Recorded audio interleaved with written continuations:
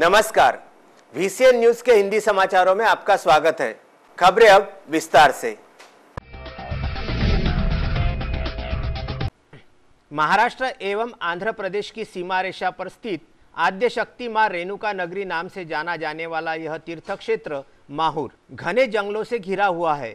इन जंगलों में साग, चंदन जैसे लाखों वृक्ष है, लेकिन इन जंगलों की तरफ वन विभाग की कई वर्षों से काफी अनदेखी देखी जा रही है, जिसके चलते पिछले कई वर्षों से वन विभाग माहूर सवालों के कटघरे में खड़ा नजर आता है। आए दिन यहाँ से हो रही पेड़ों की कटाई तो यहाँ आम बात है। करीब करीब एक RFO के साथ यहाँ 55 वनकर्मी कार्यरत रहने के बावजूद यह जंगल धीरे धीरे कटता ही जा रहा है तथा मैदान साफ साफ नजर आ रहे हैं। तपती धूप एवं गर्मी की वजह से जंगल में फिलहाल जल की किल्लत महसूस हो रही है। कुछ दिनों पूर्व सीढ़ियों के ऊपर रेणुका मंदिर के एक सुरक्षा कर्मी के सामने एक बीबट ने एक कुत्ते को शिकार बनाने की कोशिश की थी, जिसका CCTV का फुटेज VCN न्यूज द्वारा अपने दर्शकों को दिखाया गया था। इस वाकये के बाद VCN न्यूज माहूर की टीम ने माहूर RFO कवले से बातचीत कर जंगल में जल की व्यवस्था करने की गुहार लगाई थी और होनहार RFO कावले, जो कुछ दिनों पूर्व ही माहूर के कर्तव्य पर तैनात हुए हैं, जंगलों में बढ़ते जल की किल्लत को देखते हुए कई जगह पर जंगली जानवर एवं पंछियों के पीने की जल की मुहैया कराने की पहल उन्होंने शुरू की। माहूर वन परिक्षेत्र के इतिहास में यह पहली बार हुआ है कि वन विभाग में किसी कार्य की पहल की हो। आजकल अब ऐसा लगने लगा है कि इस वन विभाग में अब जान आ चुकी है। ये VCN न्यूज का इम्पैक्ट है। बावजूद इसके फिर से कई जंगली जानवर, जिनमें बीबट, भालू जैसे खूंखार जानवर भी शामिल है। फिर बीते बुधवार की रोज रेणुका देवी मंदिर के एक सुरक्षा कर्मी को एक बड़ा भालू मंदिर के रास्ते से थोड़ी दूरी पर देखने को मिला। उस जाबाज सुरक्षा कर्मी ने उस भालू का यह वीडियो बनाया। आज फिर एक बार वन विभाग को पेट्रोलिंग की जरूरत महसूस कराने की अपील VCN न्यूज कर रहा है। माहूर में अभी दर्शनार्थी तड़के 4 बजे ही मंदिर के लिए प्रस्थान करते हैं। आने वाली 15 मई से अधिक मास का आगमन हो रहा है। कई भाविक माथा टेकने सुबह सवेरे ही मंदिर पहुंचने की कोशिश करते हैं, तो कई यात्री जो देर रात तक पहुंचते हैं वो यही किसी दुकान के आजू बाजू में अपना बसेरा करते हैं। ऐसे में यदि कोई अनहोनी होती है तो इसकी जिम्मेदारी कौन लेगा, यह बड़ा अहम सवाल है। माहूर से हमारे संवाददाता संजय घोगरे, जयकुमार अड़कीने एवं सिद्धार्थ तामगाड़गे की यह रिपोर्ट। राष्ट्रीय महामार्ग पर खामगांव शेगांव के दौरान 4 गुना चौड़ाईकरण का कार्य युद्ध स्तर पर जारी है। इस मार्ग के चिंचोली गांव के करीब ईगल कंपनी द्वारा गौण खनिज चोरी का मामला सामने आया है। इस मामले में डंपर चालक के खिलाफ FIR दर्ज किया गया, जबकि किसानों ने ठेकेदार की पोकलैंड मशीन भी अपने कब्जे में ले रखी है। प्राप्त जानकारी के अनुसार ईगल कंपनी की ओर से बुल्डाना जिले के खामगांव शेगांव महामार्ग के चौड़ाईकरण का कार्य युद्ध स्तर पर जारी है। इस कार्य के लिए लगने वाला मुरुम तथा मिट्टी सरकारी नियमानुसार ठेकेदार ने इजाजत लेकर यातायात के दौरान शेगांव तहसील के ग्राम चिंचोली के पास एक निजी खेत के ठेकेदार ने रात के समय JCB पोकलैंड द्वारा खुदाई कर लगभग 10 टिप्पर माल चोरी किया। यह बात सुबह गोपाल दिणे नामक किसान के ध्यान में आते ही उक्त खेत में जाकर मुआयना करने पर खुदाई करते हुए यातायात करने का नजारा दिखा, लेकिन इस खेत के मालक को आता हुआ देख टिप्पर चालक वाहन सहित फरार होने में कामयाब हो गया। ईगल कंस्ट्रक्शन यांनी पोकलॅन JCB आणि 4-5 टिप्पर रात्रीच्या वेळी चोरी करून पूर्ण 500 ते 600 टिप्परचा माल रोडवरती नेऊन टाकला। आम्हाला जीवे मारण्याची धमकी देत आहे। पोलीस घेऊन आले शासकीय, अजून माणसं पाठवतात त्यांचे की पोकले आम्ही नेऊन दाखवू, हे करू ते करू।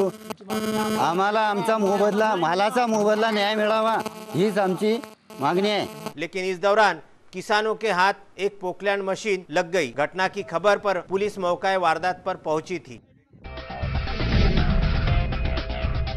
राज्य CET से व तकनीकी शिक्षा निदेशालय DTE की ओर से गुरुवार 10 मई को इंजीनियरिंग फार्मेसी कृषि पाठ्यक्रम में दाखिले के लिए HMT CET का आयोजन किया गया। संभाग से 39,781 उम्मीदवार परीक्षा में शामिल हुए। विद्यार्थियों की संख्या को देखते हुए 138 परीक्षा केंद्र बनाए गए थे। संभाग में इंजीनियरिंग पाठ्यक्रम संचालित करने वाले 25 कॉलेज है, जिनमें 9,420 सीट है। फार्मेसी की 13 कॉलेज है, इनकी प्रवेश क्षमता 1,000 है। गुरुवार को सारी तैयारियां पूरी हो चुकी थी और उन्हें इस परीक्षा से जुड़े प्रश्न पत्र पहुंच चुके थे और उन्हें सुरक्षित रखा गया था। परीक्षा को लेकर काफी सतर्कता बरती गई। किसी भी अप्रिय घटना से निपटने के लिए पुख्ता तैयारियां की गई थी। परीक्षा खत्म होने तक किसी बाहरी व्यक्ति को प्रवेश नहीं दिया गया। प्रथम पर्चा गणित का हुआ। विद्यार्थियों को परीक्षा कक्ष में सुबह 9:15 बजे प्रवेश दिया गया, जबकि दोपहर 4:30 बजे यह परीक्षा समाप्त हुई।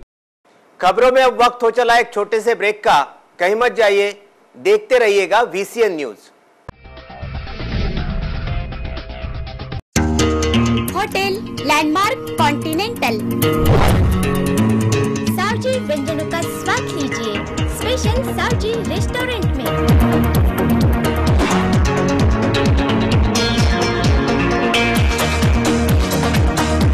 DJ party hall, AC rooms,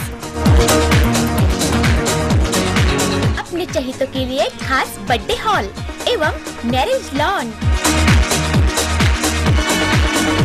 खास फैमिली के लिए family garden. Hotel landmark continental luxurious business hotel, Akola road, old नाका, बडनेरा, अमरावती। विदर्भ का सबसे बड़ा शोरूम बिजीलैंड में Aradhana wholesale shopping mall, wholesale rate में रिटेल बिक्री। आराधना संपूर्ण लग्न बस्ता, बनारसी शालू, डिझायनर साड्या, घागरा ओढणी, salwar suit, dress material, readymade coat, suiting shirting, teenage wear, kids wear, fashion jewellery, lifestyle, shoes व sandal, home decor, matching. Lane number L2, shop number 43 to 48, Busyland complex, Nandgaon Peth, Amravati. Aradhana wholesale shopping mall, wholesale rate में चिल्लर बिक्री। आराधना। Break के बाद एक बार फिर से आपका स्वागत है। देखते हैं कुछ अन्य खबरें विस्तार से। अंबा नगरी में पहली बार 511 महिलाओं द्वारा सतीधाम मंदिर में एक साथ रानी सती दादी जी का महामंगल पाठ तथा भव्य शोभा यात्रा का आयोजन आगामी 13 मई को किया गया है। इस संदर्भ में आज एक पत्रकार परिषद के दौरान सतीधाम मंदिर की ओर से जानकारी दी गई। पत्रकार परिषद दौरान बताया गया कि इस आयोजन में सभी समुदाय के लोगों को उपस्थित रहने का आह्वान किया गया है।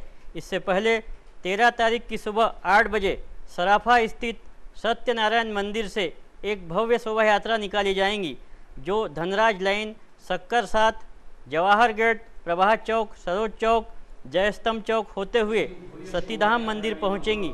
शोभा यात्रा के सबसे आगे रानी सती दादी जी का भव्य फलक के साथ ही कलश यात्रा, बैंड, ढोल पथक तथा ट्रक पर उज्जवल खाकोलिया द्वारा भजन की प्रस्तुति की जाएंगी। दादी जी की पालकी, निशान यात्रा, दादी जी की सखियां सहित अद्भुत झांकी घोड़े के रथ पर रहेंगे। शोभा यात्रा में खुले ट्राली पर नागपुर निवासी भजन गायक उज्जवल खाकोलिया अपनी टीम के साथ भजन की प्रस्तुति करते हुए शोभा यात्रा की शान बढ़ाएंगे। बताया गया है कि शोभा यात्रा में शामिल होने के लिए महाराष्ट्र सहित मध्य प्रदेश से बड़े पैमाने पर श्रद्धालु अमरावती पहुंच रहे हैं। शोभा यात्रा के दौरान आयोजकों की ओर से शीतल जल और शरबत का वितरण भी किया जाएगा।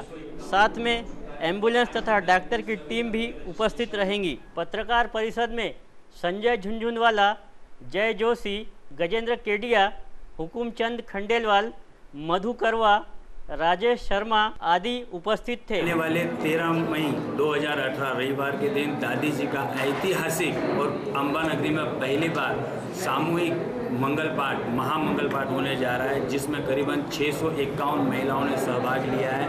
उसी तरह से अम्बा नगरी में पहली बार दादी जी की भव्य शोभा यात्रा निकलेगी, जिसके अंदर चुनरी यात्रा रहेगी जो करीबन 1 से 1.5 किलोमीटर लंबी रहेगी, और उसके बाद में 113 महिलाएं कलशधारी रहेगी, दादी जी की 31 सखियाँ रहेगी, दादी जी की भव्य दिव्य और अद्भुत श्रृंगार वाली दादी जी की झांकी रहेगी।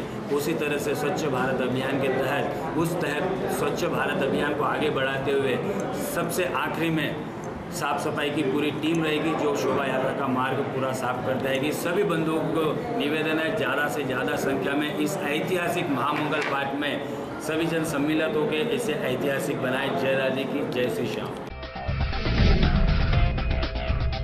नांदेड़ जिले के माहौर में मराठवाड़ा में सबसे बड़ी भगवान तथागत गौतम बुद्ध की प्रतिमा स्थित है। यहाँ पर गत 8 वर्ष से भव्य बुद्ध धम्म परिषद का आयोजन किया जाता है। इस वर्ष 12 मई से 13 मई तक 2 दिन भव्य बौद्धिक प्रोग्राम का आयोजन किया गया है। इस धम्म परिषद में तमाम आम्बेडकरी पुरोगामी बुद्धिजीवी विचार घटक सह बौद्ध उपासक उपासिका सहभाग लेने वाले हैं। बुद्धम शरणम गच्छामि की गूंज से संपूर्ण माहौर शहर गूंजने वाला है। पंचशील ध्वजारोहण, देश विदेश से आने वाले भिक्खु यहाँ प्रबोधनात्मक उपदेश करके शांति से क्रांति कैसे होगी, बौद्ध संस्कृति का प्रदर्शन और चल रे भाऊ आपन सारे जाऊ, एक दिलाने बुद्धम शरणम धम्म शरणम संघ शरणम की गूंज से सारा परिसर बड़ा वैचारिक माहौल बनने वाला है। एरिया म्हणजे माहूरचा हा तीर्थक्षेत्राचा आहे आणि तीर्थक्षेत्रामध्ये माहूर हा पर्यटनमध्ये आलेला आहे आणि त्या पर्यटनमध्ये बौद्ध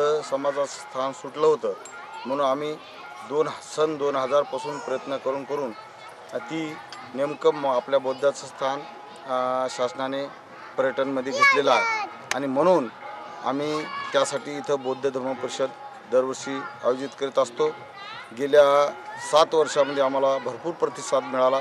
खूप दूरदूरून लोक इथं येतात आणि 2 दिवस भरपूर धम्म देशना भिक्खू संघांची, त्याचबरोबर लहान मुलांचे बौद्धिक कार्यक्रम, त्याचबरोबर काही वक्त्यांचे भाषणे, महिलांचे प्रबोधनपर भाषणे आणि गायनाचा प्रबोधन डॉक्टर बाबासाहेब आंबेडकर आणि तथागत भगवान गौतम बुद्ध यांच्या गीत गायनाचा कार्यक्रम चांगल्या रीतीने पार पडत आहे। इस धम्म परिषद के लिए देश विदेश से गणमान्य बौद्ध भिक्खु उपस्थित होने के समाचार है। इनमें चर्चा सत्र, विविध विषय पर खुला विचार मंथन, धम्म देशना, धम्म पहाड़, कवि सम्मेलन, बौद्ध भीम गीत एवं प्रबोधनात्मक नाट्य प्रसारित होने वाले हैं।